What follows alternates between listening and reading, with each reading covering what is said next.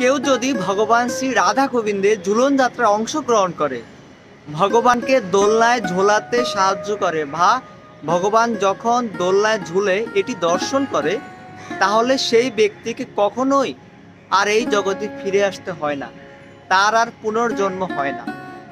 হরে কৃষ্ণ। সুপ্রিয় ভক্তবৃন্দ, আসছে 8ই আগস্ট থেকে 12ই আগস্ট পর্যন্ত ভগবান শ্রী রাধা গোবিন্দের ঝুলন যাত্রা মহোৎসব। তো 8ই আগস্ট একাদশী থেকে শুরু হয়ে এই উৎসবটি পূর্ণিমা পর্যন্ত ব্যক্তিকাল থাকবে।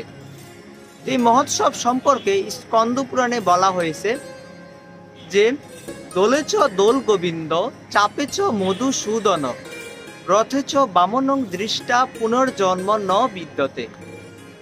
স্পষ্টভাবে বলা হয়েছে, কেউ যদি ভগবান শ্রী রাধা গোবিন্দের ঝুলন যাত্রায় অংশগ্রহণ করে, ভগবানকে দোলনায় ঝুলাতে সহযোগিতা করে, তাহলে সেই ব্যক্তিকে আর এই জগতে কখনোই ফিরে আসতে হয় না। তো সুপ্রিয় ভক্তবৃন্দ, আপনারা আশা করি বুঝতে পেরেছেন যে এই ঝুলন যাত্রা মহোৎসবটি কতটা মহিমাপূর্ণ আমাদের জন্য, কতটা তাৎপর্যপূর্ণ।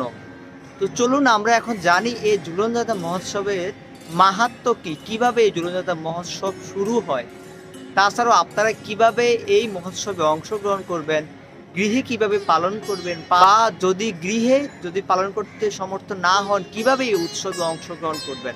তো আপনারা ভিডিওটি শেষ পর্যন্ত দেখতে থাকুন, অনুরোধ রইল আপনাদের নিকট।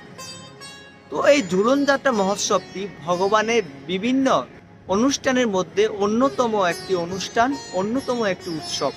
এই উৎসবটি ভগবানের অত্যন্ত প্রিয়। ভগবান যখন বৃন্দাবনে লীলাবিলাস করতেন, তখন ভগবান শ্রীমতী রাধারানী সহ গোপিকাগণের সহিত এই ঝুলন লীলায় অংশ নিতেন, দোলনায় ঝুল খেতেন। তো বৃন্দাবনে শ্রাবণ মাস আসলেই মেয়েরা কদম্ব গাছে দোলনা বানিয়ে এইভাবে ঝুল খেত। এমনকি বিবাহিত মেয়েরা পর্যন্ত শ্রাবণ মাস আসলেই বাপের বাড়িতে চলে আসতো এবং এই উৎসবে অংশগ্রহণ করত, কদম্ব গাছে দোলনা তৈরি করে এভাবে দোলনায় ঝুল খেত। তো ভগবান শ্রী রাধা গোবিন্দ দোলনায় ঝুল খেত, সেই থেকেই এই ঝুলন যাত্রা মহোৎসবটি শুভ আরম্ভ হয়। মূলত এই সকল উৎসবের মাধ্যমে ভগবান আমাদেরকে কি শিক্ষা দিয়েছেন? এই সকল উৎসবের মাধ্যমে ভগবান আমাদেরকে শিক্ষা দিয়েছেন যে আমরা এই সকল উৎসবে অংশগ্রহণের মাধ্যমে ভগবানের নিকটে যেন আসতে পারি, ভগবান এই উৎসবের সাথে নিজেকে যুক্ত করে আমাদের পাপকে নষ্ট করে ভগবানের সেবায় বলীয়ান হয়ে অন্তিমের জন্য ভগবানের ধাম গোলক বৃন্দাবনে গমন করতে পারি। সাধারণত কোনো পার্কে যদি কোনো মাতা তার সন্তানকে নিয়ে যায় ঘুরতে, ওই সন্তান যখন এদিক ওদিক খেলতে যায়, তখন ওই সন্তানের কিন্তু মনে থাকে না যে তার আশেপাশে মা আছে, সেই কিন্তু খেলায় ব্যস্ত থাকে। মা ঠিকই সর্বক্ষণ সেই সন্তানের দিকে খেয়াল রাখেন। তেমনি আমরা সবাই হচ্ছে পরমেশ্বর ভগবানের সন্তান, ভগবান শ্রীকৃষ্ণ হচ্ছে আমাদের পরম পিতা। তো আমরা গোলক বৃন্দাবন থেকে এই জড়জগতে পতিত হয়েছি। আমরা ভগবানকে ভুলে গেলেও ভগবান আমাদেরকে ভুলেননি, তিনি সর্বক্ষণ আমাদেরকে খেয়াল রাখতেছেন। তাই ভগবান এই সকল উৎসব আমাদের মাঝে প্রেরণ করেছেন একটাই উদ্দেশ্য, আমরা যেন এই সকল উৎসবে অংশগ্রহণ করে ভগবানের সাথে আমাদের যে নিত্য সম্পর্ক, আমরা যে সম্পর্ককে ভুলে বসে আছি, ওই সম্পর্ককে আমরা যেন পুনরায় প্রতিস্থাপন করে অন্তিমে ভগবানের ধামে ফিরে যেতে পারি। তো চলুন আমরা এখন জানি আপনারা কিভাবে এই ঝুলন যাত্রা মহোৎসবে অংশগ্রহণ করবেন। আপনারা গৃহের মধ্যে একটি দোলনা প্রস্তুত করবেন কাঠ দিয়ে, অথবা যে দোলনা না থাকে নতুন কোনো চেয়ার কিনে আনবেন, ওই চেয়ারের মধ্যে দড়ি বেঁধে, তারপর বিভিন্ন গাছপালার ডালপালা বেঁধে পুষ্প দ্বারা ওই দোলনাটি সংযুক্ত করে, বা যদি চেয়ার থাকে ওই চেয়ারটিকে দোলনার মতো করে সাজাবেন। তারপর আপনার গৃহে যে ভগবানের শ্রীবিগ্রহ আছে, বা যদি গোপাল থাকে, অথবা যদি ভগবানের চিত্রপট থাকে, ওই চিত্রপট গোপাল কিংবা শ্রীবিগ্রহ ওই দোলনার মধ্যে স্থাপন করবেন। তারপর একটি রঙিন সুতা বা যে কোনো একটি দড়ি বেঁধে ওই দোলনার মধ্যে ওই দড়িতে বিভিন্ন ফুল দিয়ে পেঁচাবেন। তারপর ওই সুতাটি টেনে ভগবানকে দোল খাওয়াবেন। তো ঝুলন যাত্রা উৎসবটি 5 দিন ধরে চলবে। আপনারা প্রত্যেক দিন ভগবানকে এই দোলনায় স্থাপন করবেন এবং ঝুলন শেষে ভগবানকে আবার পুনরায় ভগবানের সিংহাসনে স্থাপন করে নেবেন। তো প্রত্যেক দিন ঝুলন শুরুর আগে ভগবানকে যখন এই দোলনায় বসাবেন, দোলনায় স্থাপন করবেন, স্থাপন করার পর ভগবানকে প্রথমে ভোগ নিবেদন করবেন। যে কোনো ধরনের ভোগ সামগ্রী, বিশেষ করে পিঠা, পুলি এইসব দিতে পারেন। বিভিন্ন মিষ্টি জাতীয় দ্রব্য এইসব দিতে পারেন। বিভিন্ন জুস এগুলি ভগবানকে নিবেদন করতে পারেন। একটি তুলসী পত্র দিয়ে উপরে ভগবানকে নিবেদন করতে পারেন। ঝুলনের শুরুতে এবং ঝুলনের শেষে ভগবানকে ভোগ নিবেদন করবেন। আপনার যদি অন্য কোনো উপাদান ভগবানকে নিবেদন করা সক্ষম না হয়, অন্তত একটি ফল ভগবানকে নিবেদন করতে চেষ্টা করবেন।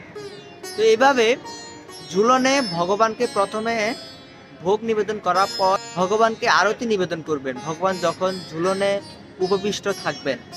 এইভাবে এক এক করে 5 দিন আপনারা ভগবানের এই ঝুলন যাত্রা উৎসবটি পালন করবেন। এক্ষেত্রে কেউ যদি গৃহে এই উৎসবটি পালন করতে সমর্থ না হন, সেক্ষেত্রে আপনার নিকটস্থ যে কোনো ইস্কন মন্দিরে গিয়ে এই উৎসবে অংশগ্রহণ করবেন। আবার কেউ যদি কোনো সমস্যার কারণে কোনো ইস্কন মন্দিরে গিয়েও এই উৎসবে অংশগ্রহণ করতে না পারেন, সেই ক্ষেত্রে আপনারা কি করবেন, বিভিন্ন অনলাইন সোশ্যাল সাইট যেমন ফেসবুক, ইউটিউব, ইনস্টাগ্রাম বা এইরকম বিভিন্ন সামাজিক যোগাযোগ মাধ্যমে ভগবানের বিভিন্ন ঝুলন যাত্রা উৎসব দর্শন করবেন। Mayapur TV, ISKCON TV Dhaka বা বিশেষ করে আমার এই সুখদা বলাই ফেসবুক পেজ বা ইউটিউব অ্যাকাউন্টে আপনারা এই ঝুলন যাত্রা মহোৎসবটি দর্শন করতে পারবেন। তো আপনাদের সবার নিকট অনুরোধ রইল, আপনারা সবাই ভগবানের বিশেষ এই মহতী অনুষ্ঠানে অংশগ্রহণ করুন।